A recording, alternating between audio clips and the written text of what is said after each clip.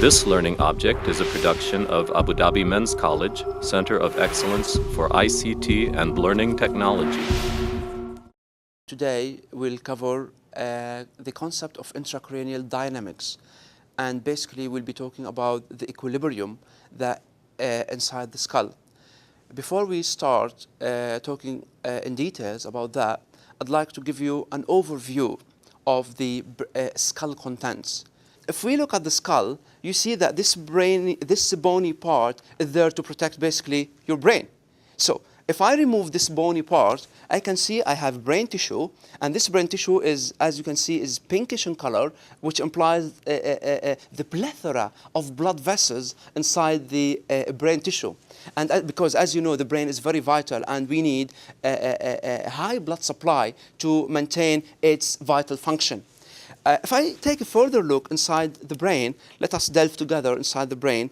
I'm going to take this brain out and look at each hemisphere separately. If I divide the hemispheres, inside each hemisphere, I have special rooms which we call ventricles. Inside these rooms, I have special fluid known as the cerebrospinal fluid, or CSF.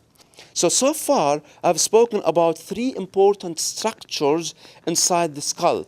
These are the brain tissue, the blood vessels embedded within the brain tissue, and the ventricles where the CSF circulates. Well, these three structures occur in certain constant percentages inside the skull. Just to remind you that the skull is an incompressible box, incompressible vault. I can't compress the skull. And after a certain age, after usually the 18 months of age, the sutures or the joint between the skull bones, they fuse together, and consequently they don't leave any space for the skull to grow. So, as I said, the three components occur in fixed certain percentages. The brain constitutes 80% of the components of the intracranial components. The blood vessels with the blood constitute 10%, and the ventricles with the CSF, the cerebrospinal fluid inside them, make around 10% as well.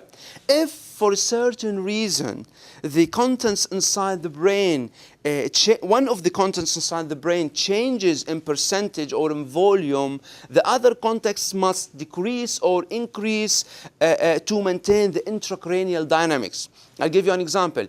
If a patient gets involved in a head injury resulted from car accident, and the patient started having bleeding inside his skull, we know that this bleeding is going to occupy a certain space inside the skull. This mass or new volume is going to add a pressure on the brain. So now, instead of having 80% brain tissue, I have probably 90%. So, but I cannot survive with the 90% brain tissue. So for our body to maintain normal intracranial pressure, the body will try to compensate by altering two components inside the skull. First of all, the blood content inside the brain, or the CSF inside the ventricles.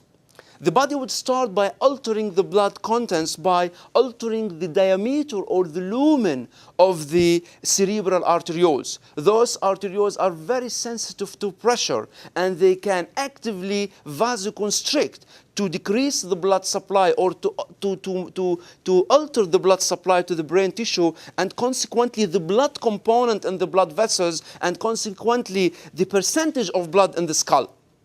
The body can do that to a certain extent, but unfortunately this mechanism will soon fail, and the body will resort to another compensatory mechanism, whereby the body tries to decrease the CSF production from the choroid plexus, or will try to increase the absorption of the CSF from the arachnoid villi. So, if these two mechanisms, that is the alteration in the cerebral arteriole and the decrease in CSF production or increase in CSF absorption, fail, the last unfortunate phenomena that might take place inside the skull is migration of the brain tissue, a condition which I call brain herniation or coning. But unfortunately, if that happens, that would be at a very late stage, and the mortality rate for that phenomena, that is the brain herniation, is very high. Because if the brain herniates through one of the foramens inside the skull, the foramen magnum, that means that the brain will compress on a very vital structure along its way, which is the brain stem. And as you all know, the brain stem is responsible about the vital function of the body: respiration, cardiac rhythm. So in this situation, the patients might have respiratory arrest, cardiac arrest, and sometimes even death might result from that brain herniation. It warrants immediate intervention. The healthcare provider must alert the doctor to take prompt interventions to decrease the intracranial pressure and minimize the pressure inside the skull, and consequently re-maintain the cerebral blood flow and the cerebral perfusion.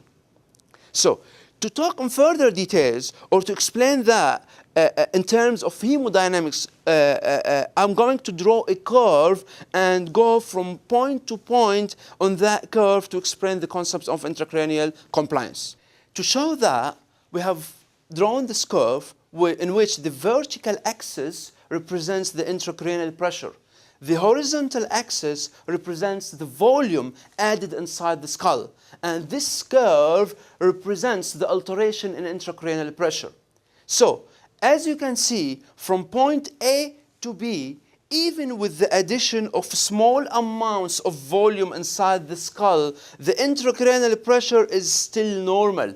And that reflects high compliance and normal intracranial hemodynamics. However, from point B to C, as you can see, the addition of small amounts or volumes is resulting in a little bit increase in the intracranial pressure. The intracranial pressure at this stage is still within normal or at the higher range. However, the compliance is decreasing. You see, here we added this much, the intracranial pressure remained normal. Here which means high compliance. Here we added this much, and I have this spike in intracranial pressure, which implies low compliance. Between point C and D, the compliance is lost, and this resulted in a spike, severe spike or increase in intracranial pressure. At this stage, the compensatory mechanism is lost. And clinically, what does that mean when the compensatory mechanisms are lost inside the brain? I want you to imagine the blood supply going to the brain. The blood travels to the brain under the effect of the systemic blood pressure. However, if that systemic blood pressure or that blood is opposed by another pressure, which is the intracranial pressure, the stronger will prevail, which means if the systemic blood pressure is higher than the intracranial pressure, blood will move to the brain and nourish the cells. However, if the intracranial pressure was high enough to impede or to stop the flow of the blood coming under the effect of the systemic blood pressure, that means I will not have nourishing and irrigation of the blood cells, and no blood will reach the brain, and consequently the patient would have permanent irreversible brain damage.